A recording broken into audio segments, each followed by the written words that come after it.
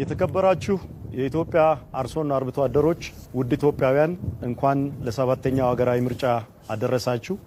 በዛሬ አጀንዳችን ከተፎካካሪ ፓርቲዎችም እንደሰማችሁት በብልጽግና የሚመራው የግብርናና የገጠር ሽግግር ተጨባጭ ለውጥ ማምጣት እንደጀመረ ማየት ይቻላል። ይሄ ሀገር ያወቀው ዓለም አቀፍ ተቋማትም የመሰከሩለት ተጨባጭ ውጤት እየተመዘገበ መጥቷል።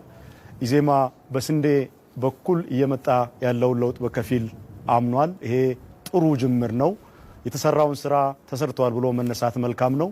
በእርግጥ በቡናም በቅባት እህሎችም በጥራጥሬም እንዲሁም ደግሞ በእንስሳት ሀብት ልማትም በርከት ያሉ ሊቆጠሩ የሚችሉ በአርሶና በአርብቶ አደሮቻችን ጥረት እየመጡ ያሉ ለውጦች አሉ። ይሄንን ስላልተመለከቱት ይሆናል እንጂ ወደ ገጠር ወጣ ብለው የመመልከቱን እድል ቢያገኙ በዚህ ረገድ ያለውንም ለውጥ እንደሚመሰክሩ ተስፋ አለን። በሌላም በኩል የሌሎች የፖለቲካ ፓርቲዎች በየደረጃው እየመጣ ያለውን ለውጥ እውቅና ሰጥተዋል። ይህንን ለውጥ እናበረታታለን። አዲስ ትውልድ ፓርቲ በከተማ ኮሪደር ለውጥ ተመዝግቧል ብሏል። በእርግጥም በገጠሩም ሄደው አይተውት ከሆነ ጅምር ለውጦች አሉ። የግብርና ሽግግር የብልጽግና ፓርቲ ዋነኛ አጀንዳ ነው። የግብርና ሽግግርን ለማረጋገጥ ምንድነው የምትሰሩት? እንዴት ነው ልታሳኩ ያሰባችሁት? ምን ውጤት አመጣችሁ? የሚል ጥያቄም ስለተነሳ ይሄን አጠር አድርጌ ለማብራራት ትሞክራለሁ። የግብርና ሽግግር ስንል ከኋላ ቀር የአሰራር ዘዴ በመላቀቅ ግብርናችንን ከሰው ጉልበትና ከበሬ ትከሻ አላቀን ወደ መካናይዜሽን ማሸጋገር ነው አንዱና ዋነኛው የትኩረት መስካችን። ለዚህም ደግሞ በተጨባጭ ሊቆጠር የሚችል ለውጥ እያስመዘገብን ነው ያለነው። ግብርናችንን ከበሬ ትከሻ ወደ ትራክተር ለማሸጋገር ባደረግነው ጥረት እስካሁን በተደረገው ርብርብ ባለፉት 5 ዓመታት ብቻ እንደ ሀገር ከነበሩን ከ3500 የማይበልጡ ትራክተሮችን ወደ 27000 ማድረስ ችለናል።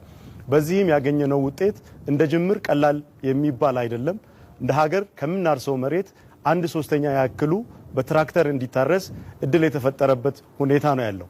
በርካታ አርሶ አደሮች በተመቻቸላቸው ከቀረጥ ነፃ ከ55 አይነት በላይ የሜካናይዜሽን መሳሪያዎችን፣ ትራክተሮችን፣ ኮምባይነሮችን፣ መውቂያዎችን ጨምሮ አርሶ አደሩ በተመጣጣኝ ዋጋ እንዲያገኝ ከቀረጥ ነፃ ማድረግ አንድ ሆኖ ከዛም ባለፈ ደግሞ የብድር ሁኔታ ተመቻችቶላቸው ትራክተር እያገኙ ያለበት ሁኔታ ነው ያለው። በሌላ በኩል ግብርናችን ከዝናብ ጥገኝነት ከአየር ንብረት ለውጥ ተጋላጭነት በማላቀቅ ለመስኖ ሰጥቶት የሚሰራው ትኩረት ነው። በዚህም ሂደት ያለንን የተፈጥሮ ጸጋ ያለንን የውሃ ሀብት በአግባቡ በመጠቀም ከፍተኛ መጠን ያለው ኢንቨስትመንት በማውጣት ትላልቅ የመስኖ አውታሮችን እየገነባን ነው ያለነው።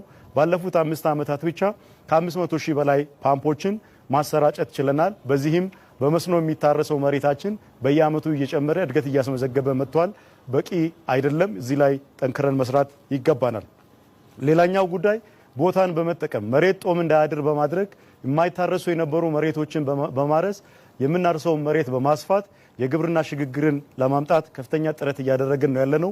የቆላማ አካባቢ መሬቶችን በማረስ የከተማ ግብርናን በማስፋፋት በኩታ ገጠም ደግሞ የመሬት ምርትና ምርታማነት እንዲጨምር በማድረግ ባደረግነው ርብርብ የምርትና ምርታማነታችን ከጊዜ ወደ ጊዜ እየጨመረ መምጣቱን ማየት ይቻላል ማለት ነው። ሌላኛው መሰረታዊ ጉዳይ የግብርና ግብአቶችን በማሻሻል ዘመናዊ ቴክኖሎጂዎችን በመጠቀም የኤክስቴንሽን ስርዓታችንን ዲጂታል በማድረግና በማዘመን የአርሶ አደሩን ክህሎት የአርሶ አደሩን እውቀት በማሳደግ በእያንዳንዱ ሰብል በእያንዳንዱ የምርት አይነት ሊገለጥ የሚችል በየጊዜው የምርትና ምርታማነት ሁኔታችን እየተሻሻለ ያለበት ሁኔታ ነው ያለው። በዚህ አጋጣሚ ለተፎካካሪ ፓርቲዎቻችን ጥያቄ ማንሳት እንፈልጋለን። ማንሳት የምንፈልገው ጥያቄ ሁላቸውም ያነሷቸው ጉዳዮች የብልጽግና ፓርቲ በተግባር ሞክሮ በተግባር ተፈትሾ ውጤት ካስመዘገበው አጠቃላይ አቅጣጫና አፈጻጸም ምን የተለየ ነገር አላቸው? ምንስ የተለየ ስትራቴጂ ይዘው ነው የግብርና ትራንስፎርሜሽንን ለማረጋገጥ የሚሰሩት የሚለውን ለማንሳት እፈልጋለሁ።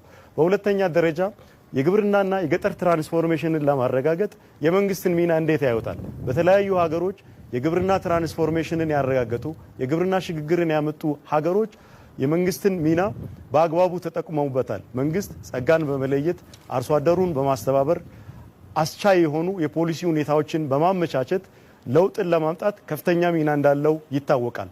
ነገር ግን ተፎካካሪ ፓርቲዎቻችን መንግስት የአካባቢውን ጸጋ ለይቶ ምርትና ምርታማነትን ለማሳደግ አርሶ አደሩን አስተባብሮ ለውጥ ለማምጣት የሚያደርገውን ትግል በአሉታዊ መንገድ ተርጉሞ ሲያቀርቡት እያየን ስለምንገኝ በእነሱ በኩል በምን አይነት መንገድ ለውጥ ሊያመጡ ተዘጋጅተዋል የሚለውን ለማየት እንፈልጋለን።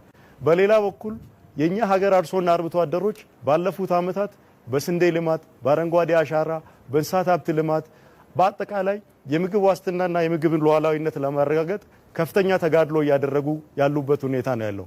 ብልጽግናን ለመፎካከር ሲባል የኛን አርሶ አደሮች ጥረት የኛን አርሶ አደሮች ልፋትና ያመጡትን ውጤት የማንኳሰስ የማቃለል ሁኔታዎችን ከተፎካካሪ ፓርቲዎቻችን በእርግጥ ከሁሉም አይደለም ከአንዳንዶቹ በእንደዚህ አይነት ሁኔታ እየሰማን ነው የምንገኘው እና ለተፎካካሪ ፓርቲዎቻችን ማቅረብ የምንፈልገው አንዱ መሰረታዊ ጥያቄ የኢትዮጵያ አርሶና አርብቶ አደሮች በላባቸው በትጋታቸው የምግብ ዋስትናን የምግብ ሉዓላዊነትን አረጋግጠው የኢትዮጵያን አንገት ቀና ለማድረግ እያደረጉ ያሉትን ርብርብና እያስመዘገቡ ያሉትን ውጤት እንዴት ነው የሚመለከቱት እንዴት ነው እውቅና የሚሰጡት የሚለውን ጥያቄ ለማንሳት እንፈልጋለን። ለኢዜማ ለማንሳት የምንፈልገው ቀጠና የሚለው አሰራራቸው እኛ ከጀመርነውና ውጤታማ ከሆንበት የክላስተር አሰራር በምን ይለያል የሚለውን ለማንሳት እንፈልጋለን። በእርግጥ የምግብ ሉዓላዊነት ሐሳብ ከኛ የተቀዳ ነው ብለዋል። ጥሩ ሐሳብ ሆኖ ሀገርን የሚጠቅም ከሆነ ከነሱም ምንቀዳ ምንም ችግር የለውም። የፖለቲካ አስተሳሰቦች የፖለቲካ እሳቤዎች የኮፒራይት አላቸው ብለን አናምንም። ሆኖም ግን የፖለቲካ ፕሮግራማቸውን በዝርዝር አይቼዋለሁ። የምግብ ሉዓላዊነትና የምግብ ዋስትናን ጉዳይ በቃላት ከመጥቀስ ባለፈ በዝርዝር ያስቀመጡበት ሁኔታ ስለሌለ የምግብ ዋስትናን የምግብ ሉዓላዊነትን እንዴት እንደሚያረጋግጡ በዝርዝር ቢያስቀምጡልን ጥሩ ነው። ሁሉም ተፎካካሪ ፓርቲዎች የአርብቶ አደሮቻችንን ጉዳይ ረስተዋል። ከመካከላቸውም የአርብቶ አደር ተወካዮች ያሉ አይመስለኝም። የእንስሳት እርባታን ለማዘመን የአርብቶ አደሩን ሕይወት ለማሻሻል ያላቸው አቋም ምን ይመስላል የሚለውን ቢያነሱልን ጥሩ ነው የሚል ሀሳብ ነው ያለኝ። የገጠር ሽግግርን በሚመለከቱና በሌሎች ጉዳዮች ላይ ባልደረባዬ ሀሳቡን እንዲሰጥ እድል እሰጣለሁ። አመሰግናለሁ። አመሰግናለሁ። የመንገድ ተደራሽነትን ለቀጣይ 5 ዓመታት ብልጽግናን የምትመርጡ ከሆነ እንደምትመርጡንም በማመን 245,000 እናደርሳለን። በዚህም የገበሬዎቻችን ያለሟቸውን ውጤቶች በቀላሉ ከገበያ መዳረሻዎች እንዲደርሱ እናደርጋለን። ከዛም በለፈ የገጠሩ ህዝባችን ወረት አለው ብለናል። በመነሻችን በየጓሮው በየማሳው ውሃ ማቆር ስራዎችን እየሰራ ነው። የውሃ ባንኮችን እያዘጋጀ ነው ያለው። ያንን ውሃ በቀላሉ እንዲጠቀም የኃይል አቅርቦት ይፈልጋል። የኃይል ልማትን ወደ 17000 ሜጋዋት በማድረስ በቀላሉ ይሄንን ጥራት የሚደግፍና ምርታማነትን የሚያሳድግ አቅምን እንፈጥራለን ማለት ነው። አሁን ላይ 9554 ሜጋዋት አድርሰናል። በዲጂታል አቅሞቻችን የሞባይል ተጠቃሚዎችን ወደ 100% እናደርሳለን። 120 ሚሊዮን ህዝብ ለማድረስ እንሰራለን ማለት ነው። ደግሞ በቀላሉ ከመያዣና ከኮላተራል የጸዳ በቀላል ብድር የሚያገኙበትን ሂደት የፋይናንሻል አቅሞቻቸውን ደግሞ በገጠር ፋይናንሲንግ አሰራሮቻችን በመደገፍ በቀላሉ የፋይናንስ ተደራሽነትን ፔኔትሬሽን ላይ በሰፊው የምንሰራ ይሆናል ማለት ነው። በመስኖ ልማት ላይ ያለንን የነበሩ ማነቆችን በመቅረፍ ለምሳሌ ለዘመናት ተቆልፎ የነበረው የመገጭ ፕሮጀክትን 74.8% አድርሰናል። ወደ ስራ እያስገባን ያለን የጎዴ መስኖ ፕሮጀክት ጠግነን ወደ ስራ አስገብተናል። በአጭር ጊዜ ደግሞ የጀመርናቸውን አዳዲስ ፕሮጀክቶችን ደግሞ ከቆዩት ውስጥ ዋልማልን ማንሳት እንችላለን። ጫልጫል ፕሮጀክትን ማንሳት እንችላለን። አጠናቀን ወደ ስራ ያስገባናቸው ማሳያዎች ናቸው ማለት ነው።